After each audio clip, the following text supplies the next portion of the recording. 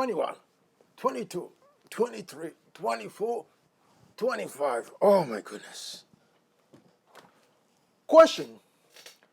What does it take to actually get to the top? Hard work, discipline, or belief? That is the question I would like to actually consider with you today. So please stay tuned, and as someone will have said a few years ago, I will be back.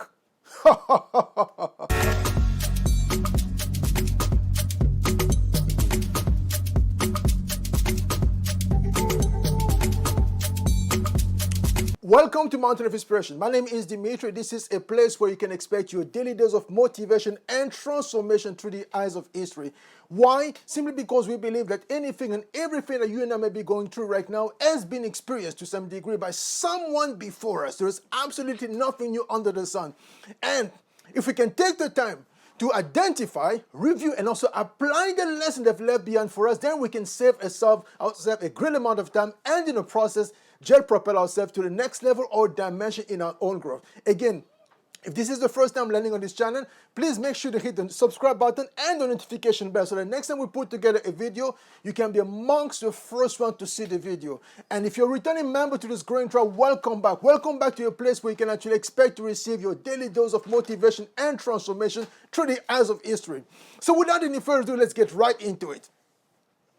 This gentleman by the name of Arnold Schwarzenegger, when he was still competing back in the days, two things that he did that will actually put on the table to actually illustrate the fact that, you know what, when it comes to this question, is it hard work, is it discipline, or is it belief that actually takes someone to the top, or is it a combination of the three, or amongst the three, which one is the most important ingredient as far as making to the top is concerned? Two basic examples. I'm going to start with the first example when it comes to Arnold Schwarzenegger against one of the other competitors out of Cuba, a gentleman by the name of Olivier da Silva. Olivier da Silva, when he actually came to America, he decided to defect and stay in America, and quickly became one of the leading figures in the world of bodybuilding. But one time came for him to actually get to actually compete among some of the leading figures, of course, of the bodybuilding world. His path crossed with Arnold Schwarzenegger's path. And guess what Arnold Schwarzenegger realized? He realized that, you know what, this gentleman is slightly older than I am, and you know what, is extremely well structured. The symmetry in his body is completely phenomenal, and his hard work and his work ethic are just all over this. It's just amazing, over the top. So there is absolutely no way I can just beat this guy based on talents. If I have to actually compare muscle with muscle, symmetry with symmetry, this guy is completely on a different level, and it seems like it never stops working. So his discipline is off the chart. But before some of the competition, what Schwarzenegger would choose to do is just use his mental way to actually find a way to actually suck him out. And at one point during the competition, he will actually go to the Silva and Silva. He say, you know what happened to you?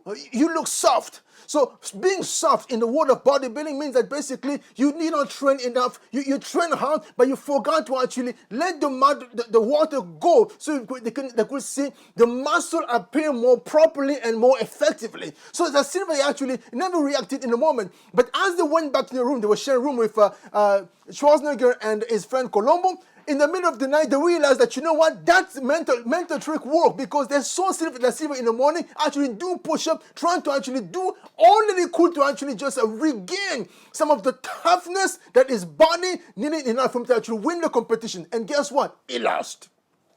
Second example. Leading to 1974, Mr. Olympia, there was a young man out of Brooklyn by the name of Lou Ferrigno. Lou Ferrigno was actually a phenomenal young man who was actually standing, I believe, at 6'5". So he was a giant. By all accounts, he was a giant. So he had finished just winning 2 back-to-back competition, IBFF competition in Europe. He was basically the Mr. Universe, the reigning champ, who was actually trying to challenge and outsit Arnold Schwarzenegger. Then came the competition in 1974 in New York City. I believe it was Madison Square Garden. Schwarzenegger won the competition. And shortly after that, Schwarzenegger decided, you know what, I'm going to actually park this bodybuilding thing. I'm just going to focus on my acting career. So when he was trying to focus on acting career, then the people were putting together this movie called Pumping Iron, decided to actually go interview Arnold Schwarzenegger. They say, you know what, Arnold Schwarzenegger, we understand that you were able to actually defeat Louis Ferrigno in 1974 during the Mr. Olympia. And by this one, you know what? It was the first time he competed against this young man, Louis Ferrigno. He was young, he was inexperienced. But we know, by all accounts, that this young man is looking more ripped, harder, and more beautiful than before. And we believe that because you've been focusing on doing your movies over the past few months, if you were to go back and compete with this gentleman, he's going to defeat you. And you know what? Just to actually put the challenge to you, we're going to put $50,000, which was a lot of money back then, on the table for you if you agree. Number one, to actually be part of the movie Pumping Iron. And number two, if you agree to compete in 1975 Mr. Olympia in Pretoria, South Africa. Schwarzenegger, being the psychological master that he was, he said, you know what? I agree. I will be back. So the competition was actually set in South Africa. They were actually to meet again. So they flew to South Africa, and during one of the session they were doing for the documentary part of the film, Schwarzenegger decided to display how amazing it was when it comes to actually sucking out all his opponents.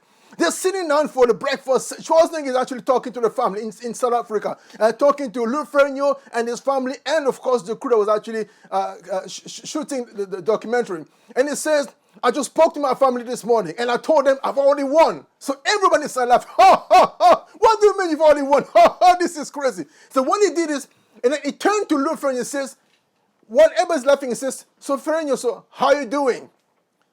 And Ferrigno, of course, being the still young man who just been defeated in 1974, still being unsure of himself, he actually started fumbling and didn't know exactly how to answer. So the short of the story is that Schwarzenegger managed in the middle of this conversation to tell this young man, you know what? Only if you had more time, to actually prepare for this competition, then things will be different. He said to the young man, only if you had more time,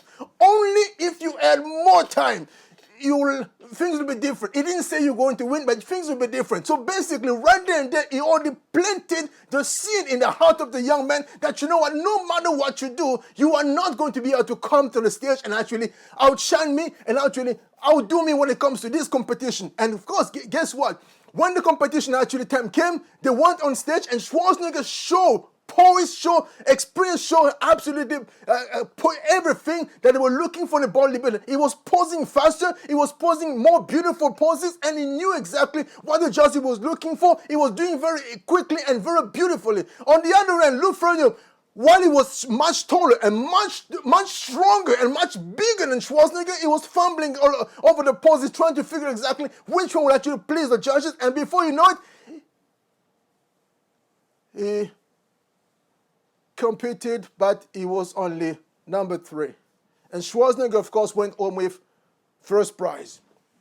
So, as far as this getting to the top is concerned, if we have to just rely on hard work, because both of them were the sons of police officers, if we have to rely on discipline, hard work, then you can say that they were basically on par. And of course, not just on par, Louis Ferrigno was actually standing taller and much bigger than Schwarzenegger. But hard work and discipline did not cut it. It took something else to actually get to the top. And it took the belief, the heart to believe that I have what it takes to be number one. I have the faith to believe that I'm number one. And this man out of Austria finally managed to actually outwit and outcompete and outdo all his competition, because you know what? He knew exactly how to believe in himself, and not only how to believe in himself, but to suck out all his opponents in a way that always gave him the edge over all of them.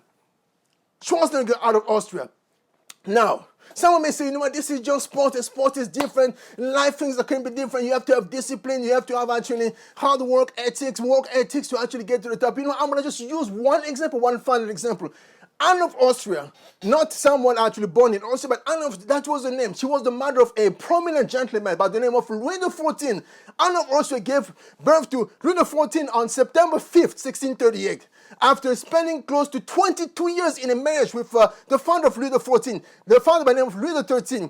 And according to, by all accounts, because it had taken so long for them to actually conceive and give birth, the king was within his right to actually send her away, send her back to her parents, saying, you know what, I married this young woman. I wanted to actually have a heir to my throne, and I wanted to actually consolidate the two houses to make my kingdom stronger. But after 22 years of marriage, because there is no child and nothing seems to be happening, I have the right, I'm within my right to actually send her away. Of course, all the members of the royal court kept repeating to the king, you know what, maybe time has come for you to actually consider sending away because things are not happening. But eventually she gave birth. And after she gave birth, she decided to call the son Deodatus in Latin, which in English means God-given. In French, Dieu donné. So God is given. Not only they gave the son the name of Deodatus, God-given, Louis XIV, but throughout his childhood, after his father passed away, shortly after his birth, Louis XIV, after he passed away, his mother, Anne of Austria, and the gentleman was actually helping her rule while the young man was still actually growing up, by the name of Mazarin. Julius Mazarin, who was actually the cardinal, was actually standing in the role of a prime minister on a daily basis. They kept telling in the ears of the young Louis XIV, you know what? You are great. You know what? You are chosen. Can you imagine? As he was growing up on a daily basis, number one, as he's leaving the house, his mother is telling, you know what? You are Dieu donné. You are God-given. You are Deodatus. You are God. You are the chosen one. You know what? I could have actually been kicked out of this house, but had it not been for you, I would be completely back in Spain. But God saw it fit to send me this son, and this son was actually now the heir of France is you. So I'm so grateful for you to actually be here one day, to actually take over what your father left behind. Not only here at home, he will go to work and actually be met by the cardinal. So basically, the number one person when it comes to the mothers of faith in France, telling him and repeating in his ear, you know what? You are God chosen. God has chosen you to take over this country. So homework. The size of his faith in what basically he representing in terms of skills and in terms of actually know-how as far as the job was concerned, he grew exponentially to the point where when Mazarin died and he decided to actually take over the affairs of France all by himself, he actually managed to outdo and exceed the expectation that was set upon him and stood as the longest serving monarch in the history of ancient Europe. Why? Because all throughout his childhood, it was actually in an environment where the sea was plenty and water, and they kept repeating to him, you know what, you are great, you are great, you are great. He believed so much in his potential that he did fabulously well as a king.